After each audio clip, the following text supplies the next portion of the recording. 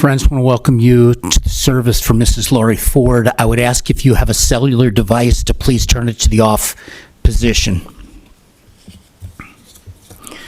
Officiating our service today will be Rabbi Morris Zimbalist and Cantor Bat Sara from the congregation Beth Judea. Thank you.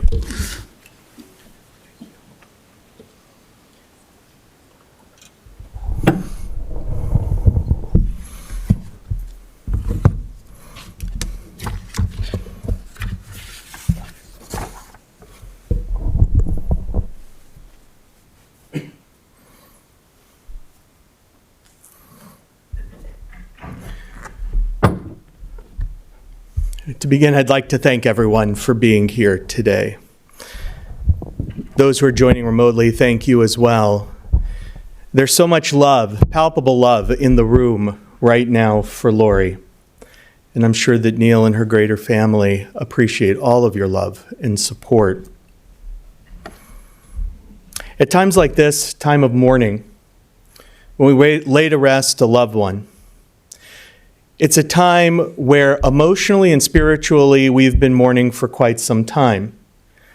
Yet ritually within Judaism, that mourning period begins right now with a ceremony called Kriya. Kriya literally means ripping. And this is the time when we rip a ribbon. Those who are directly related to Laurie rip a ribbon.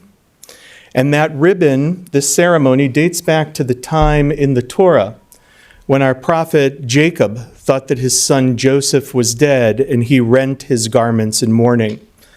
Knowing how much Laurie loved her family and how much she valued every relationship that she was blessed to have in life, we're going to begin our service today with the Kriya ceremony. If everyone could please rise. For those who are wearing a Kriya ribbon, if you could hold that ribbon with your right hand, and please repeat after me, both in the Hebrew and in the English. Baruch atah Adonai, Eloheinu melech haolam,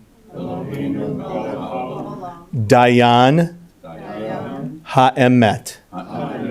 Praised are you, Lord our God, King of the universe, our righteous judge.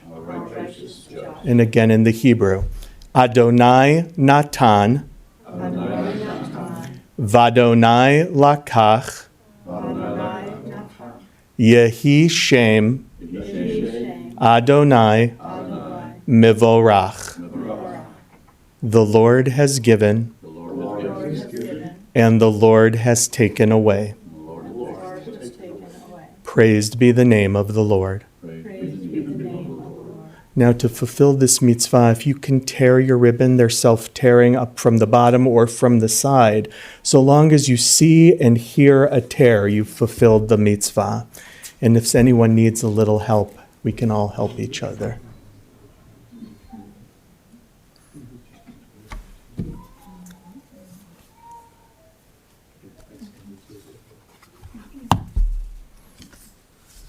Okay, thank you. You may be seated.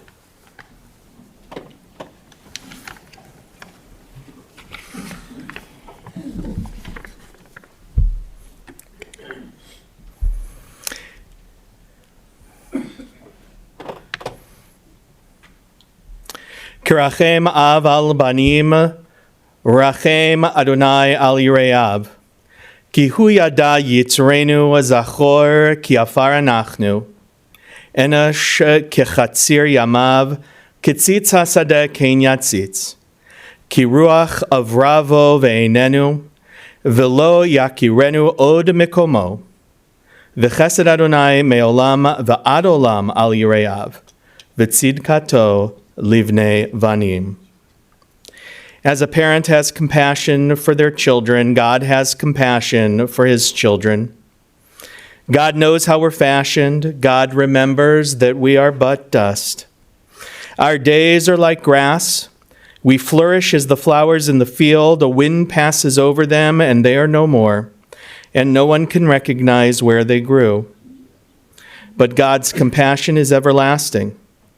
God's compassion is enduring and unchanging.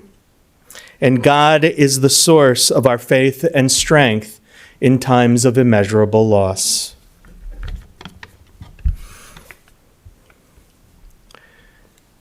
Eshed chayil mi'imtza, v'rachok mipninim michra, batach balev bala, v'shalal lo yachsar, gemalat chutov v'lo ra, kol yamei chayeha, kol yamei chayeha, kol yamei chayeha. What a precious find is an Eshet Chayil, a woman of valor. Her worth is far beyond rubies. Her husband puts his confidence in her and lacks no good thing. She is good to him, never bad, all the days of her life. She opens her hand to the needy and extends her hand to those who need her help. She oversees the activities of her home. She is clothed with strength and splendor and looks to the future cheerfully. She opens her mouth with wisdom, and her tongue is always guided by kindness. Many women have done superbly, but you have surpassed them all.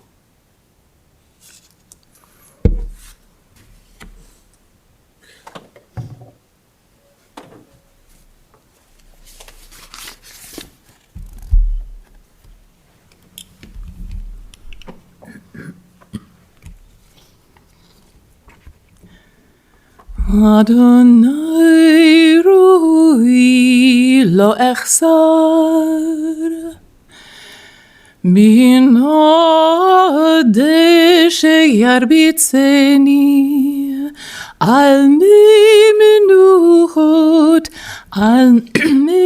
menuchot yinaleni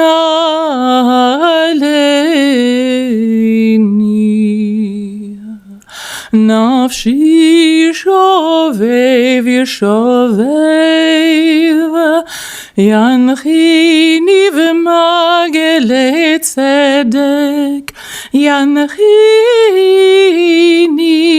v'magele tzedek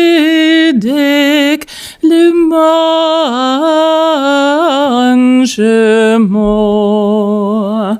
gam kelech begit salmavet lo hirora ki ata imadi shivtecha u'mishemtecha imoi nachamuni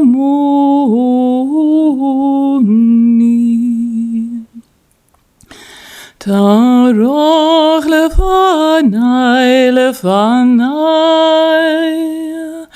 Shulchan neged zorarai Dishanta Vashem Roshi Kosi Rivaya Ach tova chesed yedevoni koyemei chayai v'shavti beveit Adonai leorech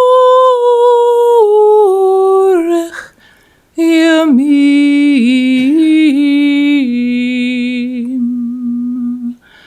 Adonai roi lo echsar. Adonai roi lo echsar.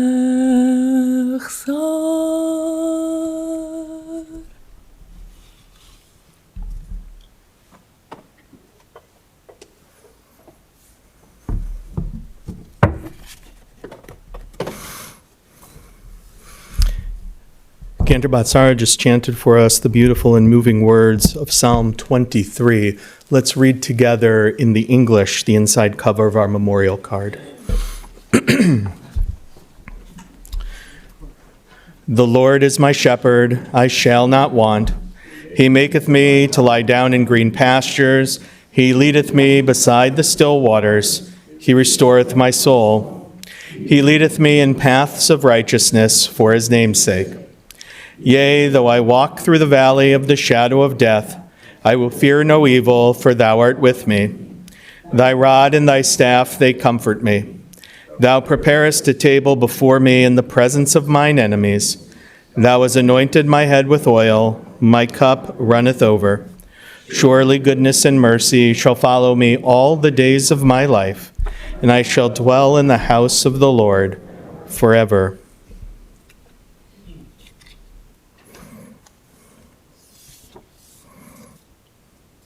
This is a beautiful picture of Laurie. And Neil and her family shared with me that this picture was taken not too long ago when you went on a lifetime trip to Hawaii. And when we think about Laurie in our minds, just looking at this picture, you see her warmth and her kindness and the sweetness of her soul. What a beautiful tribute and choice that you made with this photo. Thank you for sharing that. Thank you.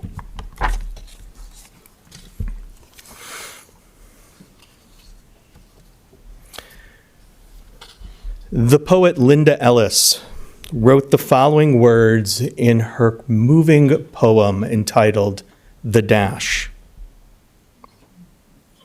I read of a man who stood to speak at the funeral of a friend. He referred to the dates on the tombstone from the beginning until the end. He noted that first came the date of birth, and spoke the latter date with tears. But he said what matters most of all was the dash between those years. For that dash represents all the time that they spent alive on this earth.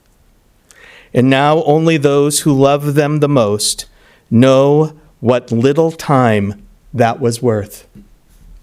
For it matters not how much we own, the cars, the house, the cash. What matters is how we live and how we love and how we spend the days within our dash.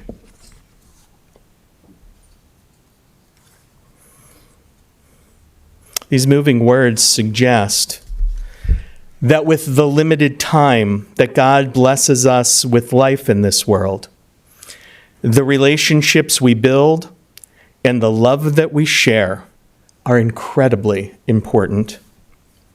A life well lived is not one measured by days alone, but rather how we use the sacred gift of those days and how we spend that time with others. And just as the prophet Aaron was commanded to lift himself up, to literally elevate himself, to light the great menorah in our holy temple, life demands that we raise ourselves up to meet the challenges we encounter in life, so that our personal holiness shines bright for all to see. Our efforts, our devotion, and our steadfast determination hold the promise to illumine not just our paths in life, but also the paths for others, much like an eternal flame.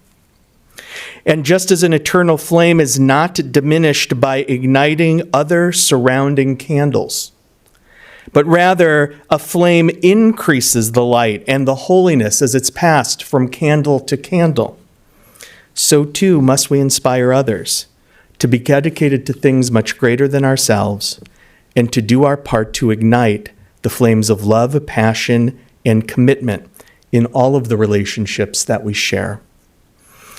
By doing so, we create a bright future for our family, friends, and loved ones, no matter the length of time represented by our personal dash. It becomes a beautiful glow that lasts not just in our lifetime, but for many generations still to come. Laurie Ford was born in Park Ridge on December 24th, 1962, and raised in Niles. As a child, she was very sweet and happy, serious and on the quiet side, and very into her grades. Laurie didn't need to be the center of attention. She played the clarinet, and from her adolescence into her early adult life, she did community theater.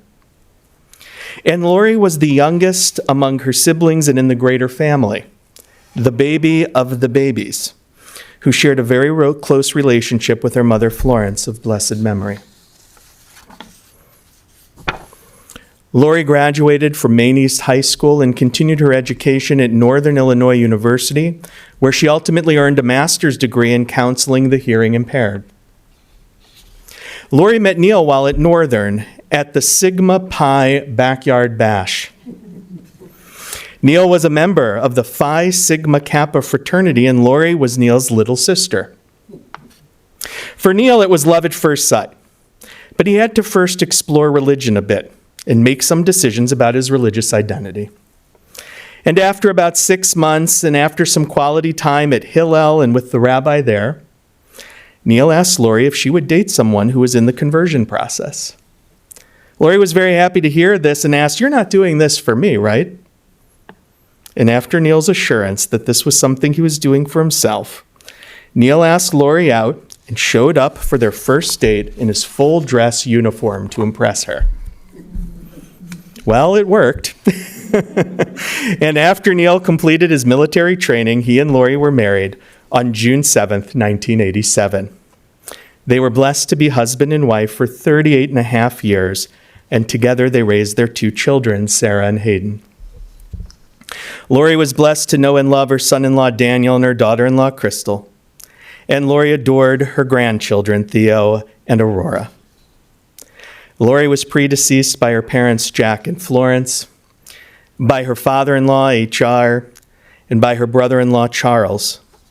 She's survived by her beloved husband, Neil, and by her children and grandchildren, by her brothers, David and Stephen, by her sister, Maxine, and by her brothers-in-law, Timothy and Bob, and by her sisters-in-law, Cindy and Addie, and by her mother-in-law, Alberta. After Laurie and Neil were married, Laurie worked in the DuPage County Special Education District. She was passionate about working with the hearing impaired and was fluent in American Sign Language, Signed English, and International Sign. For those who don't know, those are 3 different languages that Laurie was fluent in. And although not formally trained as an interpreter for the deaf community, she did a lot of work in this capacity on the side and loved providing sign language accessibility at musical productions. Laurie then spent about 12 years working as a school counselor at the Center on Deafness.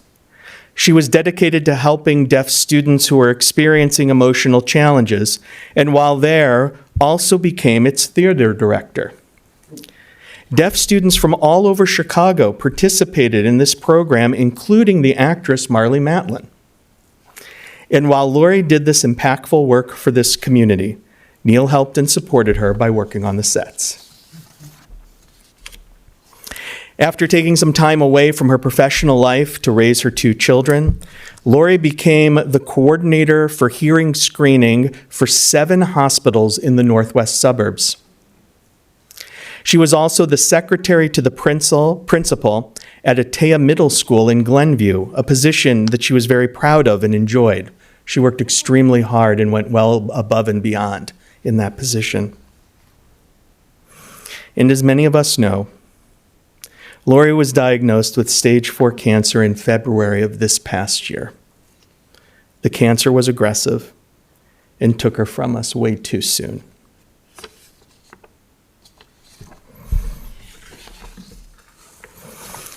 I had the true honor of being Laurie's rabbi for the past 8 years. And my memories of Laurie really surround a woman who was kind and who adored her family and was incredibly proud of you, Sarah, and you, Hayden. So proud of the 2 of you. She was proud of the military service that her entire family gave to our country. And as a military wife, I'm going to quote Neil, she was in the military without being in the military. It really feels like just weeks ago that we stood under the chuppah together at Sarah and Daniel's wedding. And that look of pride and joy, that indescribable look, just filled Laurie. I'll fast forward just a little bit. After Laurie was diagnosed with cancer, she scheduled several visits with me, and she came with Neil. She was looking for an even deeper sense of spirituality and a sense of deeper connection to God and tradition. We had some very moving and meaningful conversations together. My last visit with Laurie was just 2 weeks ago today. 2 weeks ago today. It was on Veterans Day. And to me, among the memories that I'll carry forever is Laurie's, for those who have not been to Congregation Beth Judea, my study and the Cantor study are on the second floor of the building. And unfortunately, we don't have an elevator in the building. And I remember Laurie pushing herself to make it up the stairs. Refusing my help. And she refused Neil's help.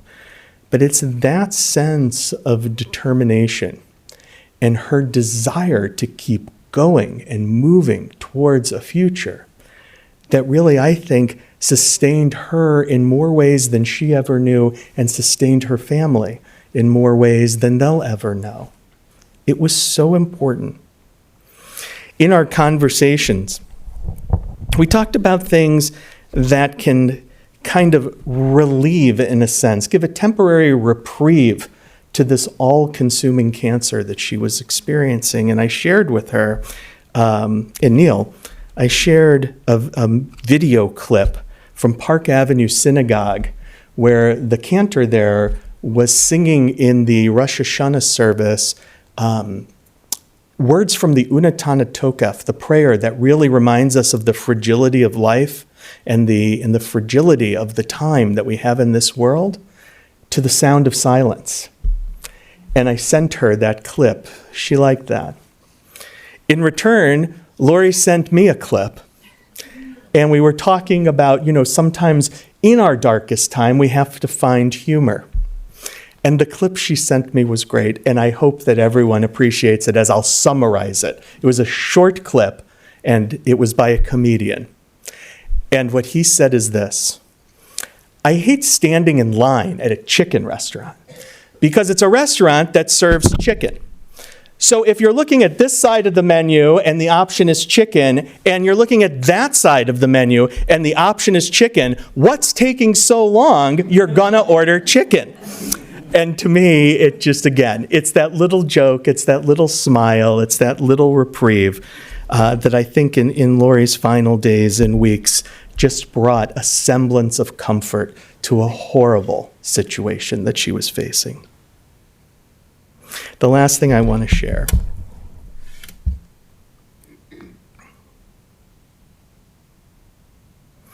I told Laurie and Neil and her family a regret that I have in life. And that is, I never served in the military. And to this day, it's a huge regret that I have in life, not being able to serve.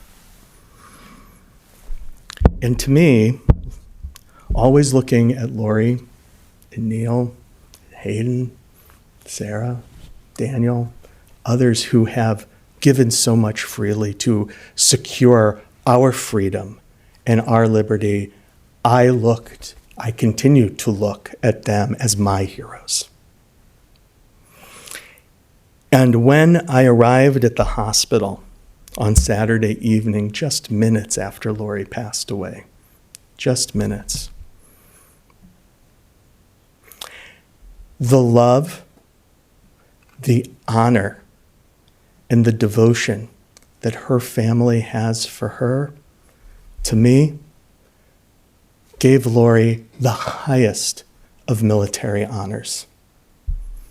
She was truly an amazing woman, and someone whose memory and her legacy will survive long after her physical death in our world today. Laurie Ford had room in her heart for everyone. She was generous, loving, passionate, warm-hearted, and giving.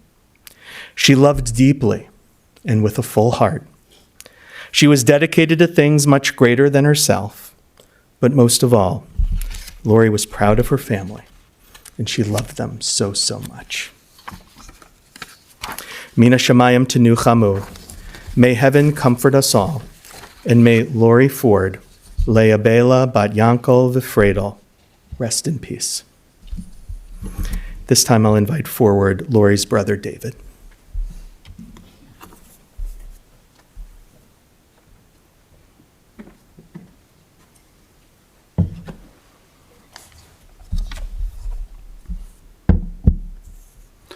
As the family's resident automaton, we'll see if I can get through this.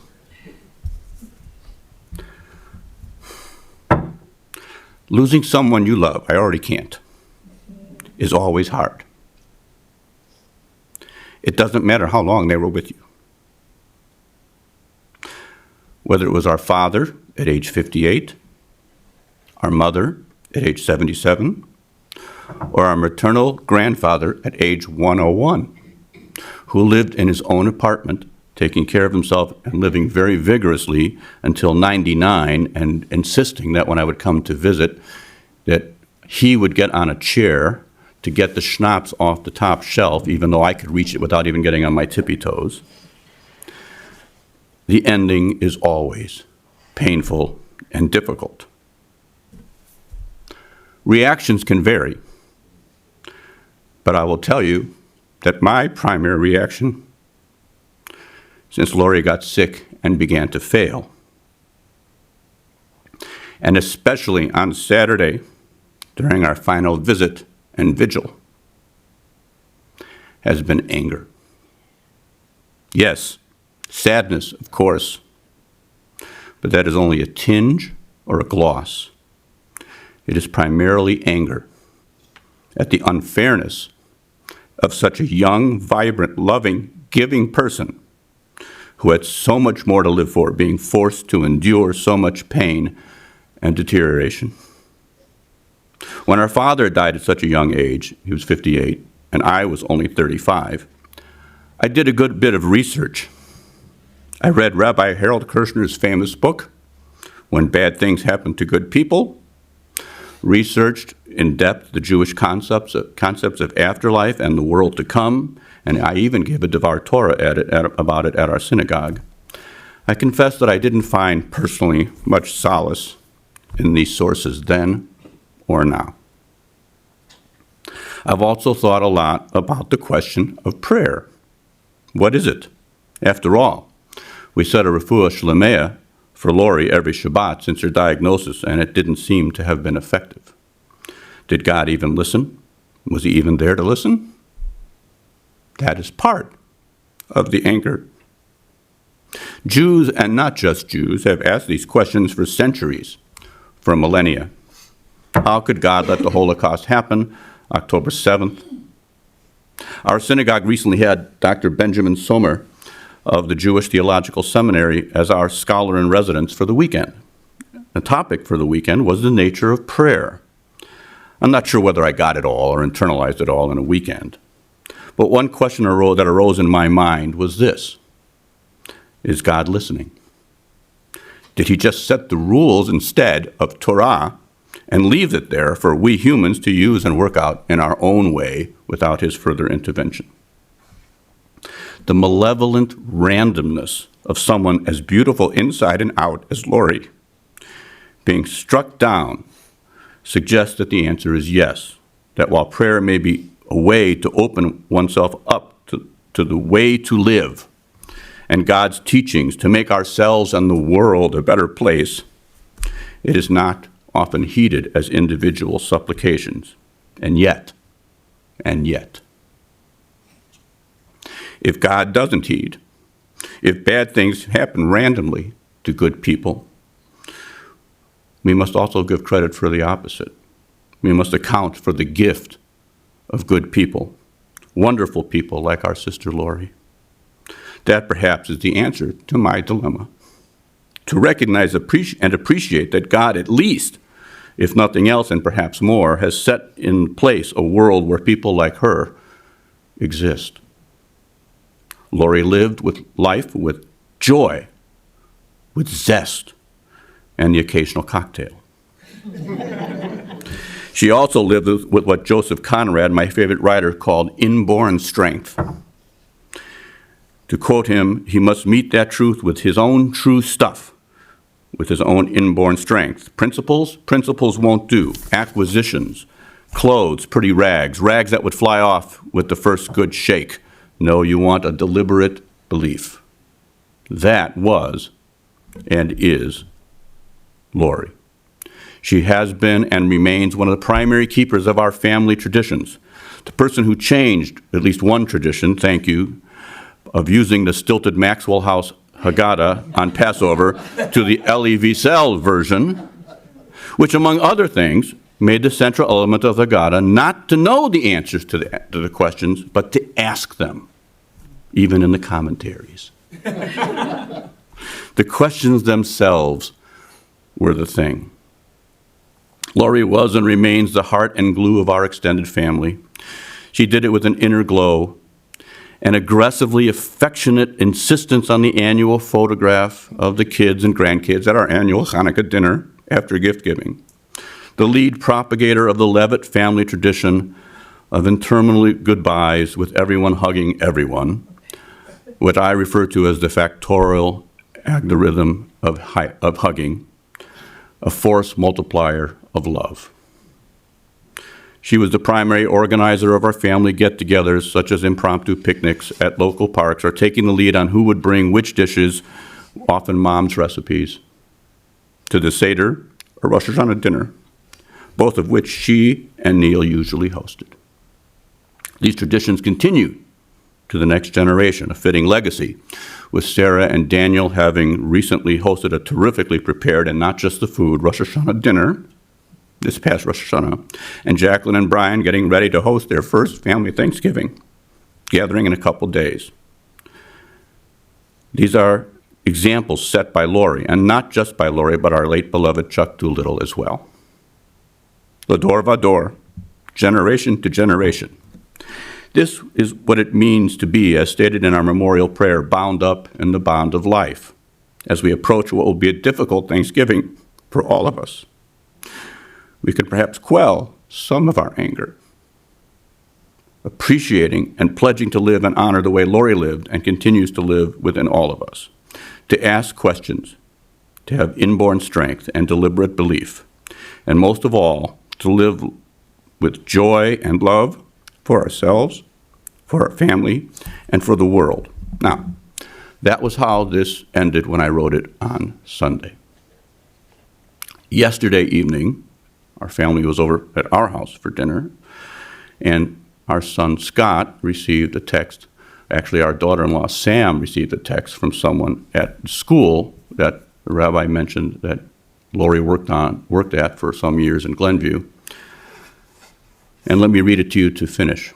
Hey Sam, this is such a random story. I just realized that Scott's aunt was the former secretary at the school I'm working at. We heard last night about her passing and have been getting communications about it all day.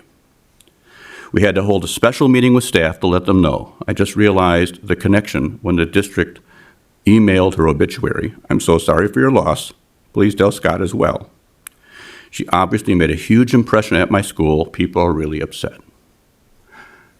That was my point.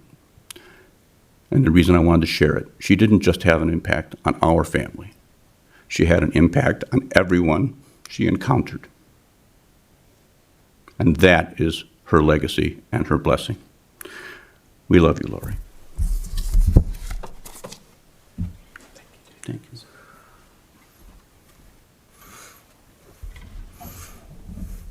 Thank you, David, for those beautiful words. Thank you. I'll now invite forward Maxine.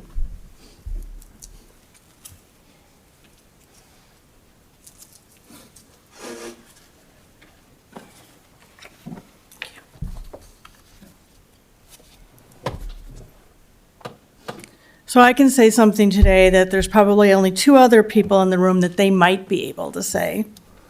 I remember the day Laurie was born. I was 7 years old. I was outside sitting on our front steps with my little brother Stephen, who was 3. My father pulled up and ran past us into the house, and a few minutes later, he came out with my mother, telling me over his shoulder, "Watch your brother until your grandmother gets here." Can you imagine that today, leaving a 7-year-old to babysit? But sure enough, a few days later, Laurie came home. I didn't know then that she was going to be my best friend. Laurie loved her family. Neil, Sarah, and Hayden were the center of her being. When Daniel and Crystal joined the family, her large heart added them to the fold with all the love she had. And of course, there's Theo and Rory. They were the apples of her eye. Spending time with them energized her. She reveled in their accomplishments and was so proud of all of them. But it didn't stop there. Laurie was the one, as David said, always got our extended family together. We would receive her calls or emails or texts. "Maxine retired. We all need to get together and have dinner so we can celebrate." Or, "Let's all meet for the fireworks on the 4th. We can have a potluck." Making sure we remained a solid unit was so important to her, and there was nothing she liked more than having the whole family together. A while ago, Laurie decided that Sarah, Jacqueline, and I needed to learn to play mahjong so the 4 of us could play. I don't think we ever laughed so hard. I'm also pretty sure we could win a prize for the slowest mahjong games ever played. Wait was a constant in our games, and anybody that plays mahjong will understand that. While we looked at our tiles and tried to figure out our hands. But the objective was met. We were together, and we had so much fun. Laurie always had time for her nieces and nephews, so she also loved fiercely. She kept in touch with each of them individually. Being part of their life and knowing how they were doing was so important to her. And she made a difference that's evident here today because they're here or on Zoom. They're here from Chicago, from Israel, from New York, from California, from Indiana, and from Florida. They all came. No distance was too far for their Aunt Laurie. Laurie had a heart bigger than all outdoors. She did her best to be there for everybody, no matter what they needed. She was never too busy to talk on the phone, meet for coffee, help host a shiva, plan an event, volunteer her time, or really anything you needed. Laurie was there. I experienced her generosity when I lost my husband. Laurie was the one that got me through the overwhelming grief. I will never, ever forget everything she did for me during that difficult time, and I'm so grateful. And now we face the grief again with the loss of such a wonderful person. I'm trying to figure out how to do this thing called life without her. But one thing I know is that I will be there for all those that loved her in the same way she was for me. Neil, Sarah, and Hayden put my phone number on speed dial because we will remember the good times. She will not be forgotten. Laurie, hopefully you're finding a Maj game and some pickleball courts. I'll love you always.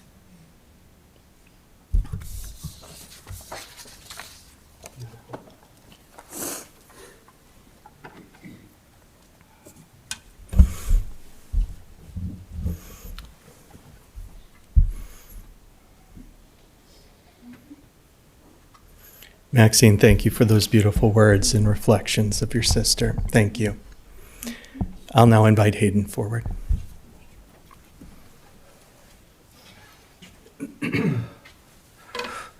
I've got the Millennium Paper. On behalf of myself, my sister, Sarah, my father, Neil, we want to thank everyone for coming to remember my amazing mother. Sorry. It is incredible yet unsurprising to see how many people's lives she's touched during her time with us. I've heard so many heartwarming stories about her. Hearing all these beautiful stories have brought us so much comfort in such a difficult time. My mother had many amazing accomplishments in her life, but I think the one that meant most to her was her spot as our family's matriarchy. She was the glue who held us together. She was insistent in keeping all of our traditions alive. I never saw or felt my mom happier when she was simply sitting with us on a Sunday afternoon and playing with my nieces and nephews, or getting together for a dinner around our dinner table to decorate a homemade cake. Family came first for her always. Always and without question. She had a special and active relationship with each one of our family members and made everyone feel like she was one of their own. She would have done anything for us, even now. She's bringing us together right now, which at the end of the day is what she always truly wanted. One of my mom's favorite phrases was "B'sheret," or meant to be. This saying became commonly heard around our household, and it'd be amiss not to mention a couple of the iconic ones in our life. My parents met, as was said earlier, over 40 years ago at the Sigma Pi Backyard Bash. Almost 20 years later, I unknowingly joined that very same fraternity. After the Backyard Bash, they fostered a strong marriage and created a beautiful tradition. On her casket today, you can see 39 yellow roses, representing each year of their marriage. Every year on their anniversary, my dad would get her one more rose for another year to show another year of commitment to each other. Today, we'll be symbolically internalizing that tradition by leaving all 39 with her as we lay her to rest. A few years later, they welcomed me and my sister into the world.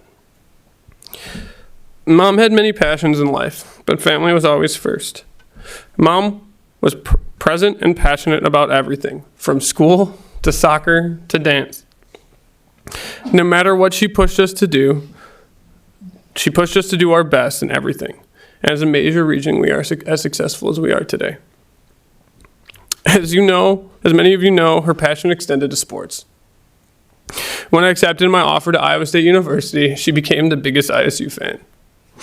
We texted and watched every single game together, whether it be football or basketball or even volleyball, even though we were many miles apart. She also matched my passion for the Cubs.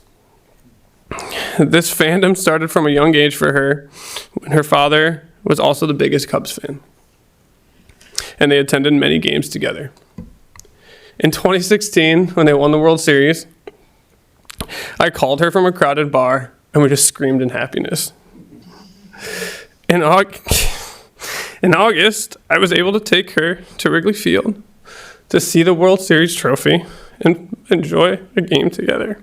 And that's a memory I'll always cherish.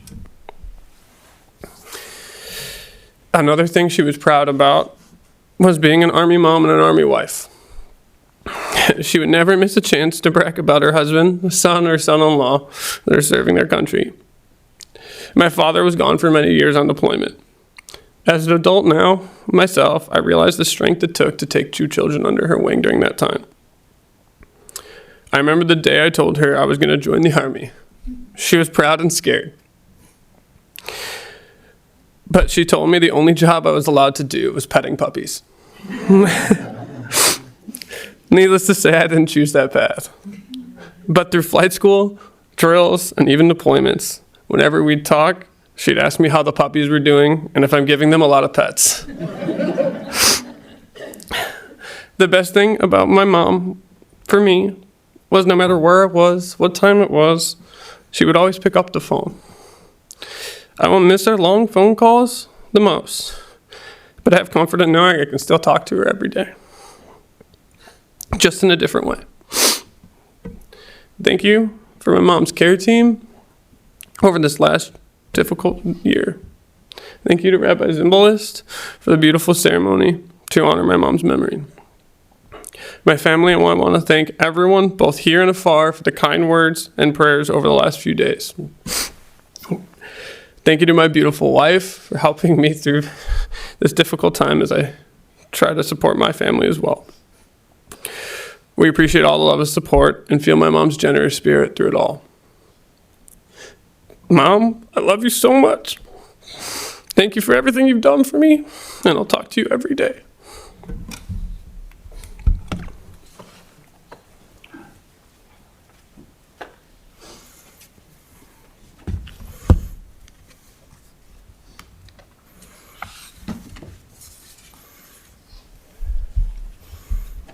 Thank you for those beautiful words, Hayden. Thank you. Please rise. We're going to continue with the El Malei Rachamim Memorial Prayer.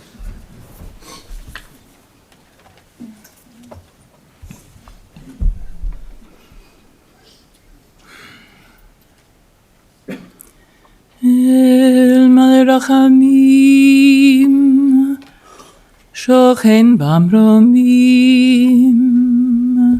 Amzim Nucha Nechona Tachat Kanfei HaShechina B'malot Kedushim U'Tohurim Kezorgim Azirim Et Nishmat Lea Bela Bat Yankel V'Fredel Shehalcha L'Olama B'Gan Eden Tehi Menuchata Anna Bala Rachamim Yastira Eset Knafov Olamim Vitzru Chayim Et Nishmata Adonai Nachalata V'tanuach V'shalom al mishkava V'nomar Amen.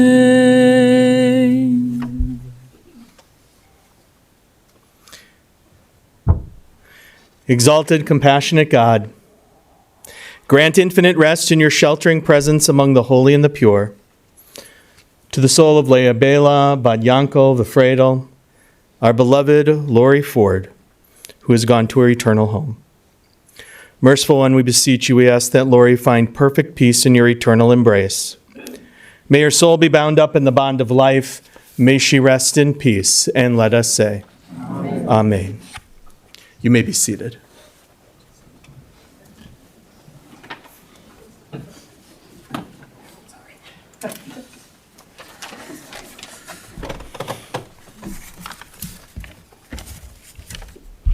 Our service here is concluded in the chapel. The interment will take place immediately at the family plots at Shalom Memorial Cemetery Mausoleum in Arlington Heights. That's 1700 West Rand Road. Following the interment, the family will be sitting Shiva.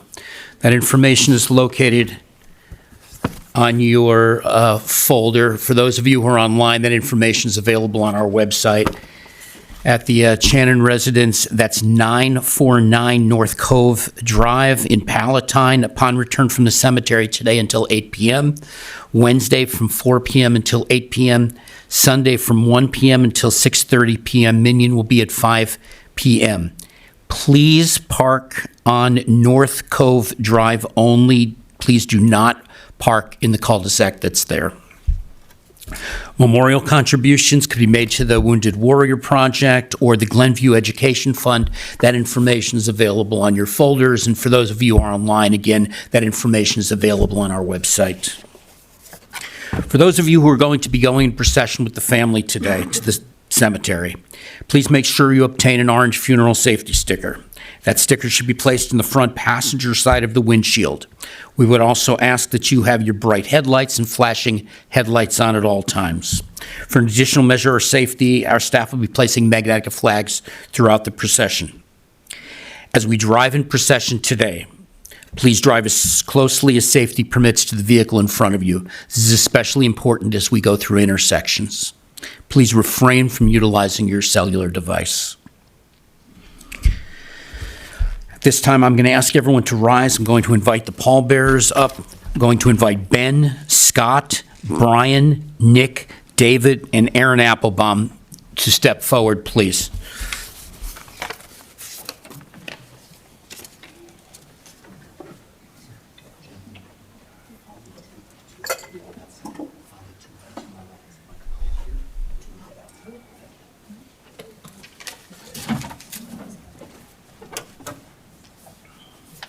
Yoshev